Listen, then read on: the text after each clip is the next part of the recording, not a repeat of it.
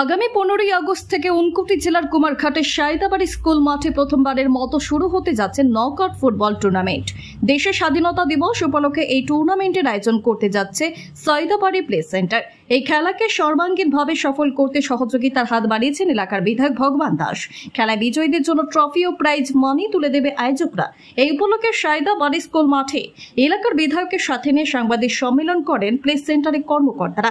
খেলাকে সফল করতে সবাইকে এগিয়ে আসার বার্তা দিয়েছেন বিধায়ক। খেলাকে ঘিরে ইতিমধ্যেই মাঠ চত্বরে শুরু হয়েছে খেলোয়াড়দের অনুশীলন। আগামী 15 তারিখ থেকে টুর্নামেন্ট শুরু হবে।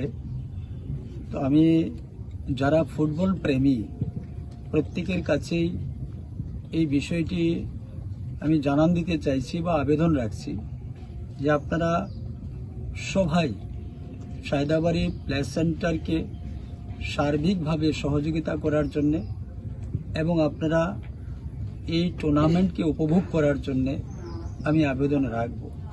পাশাপাশি যারা এই ফুটবল খেলার সঙ্গে যুক্ত রয়েছেন আমাদের এই ঊনকোটি জেলার মধ্যে যে কোনো জন এই টুর্নামেন্টে আপনারা পার্টিসিপেট করতে পারবেন, আপনারা খেলতে পারবেন। তার জন্য যথেষ্ট পরিমাণ সুযোগ রয়েছে, কোনো অসুবিধা নেই।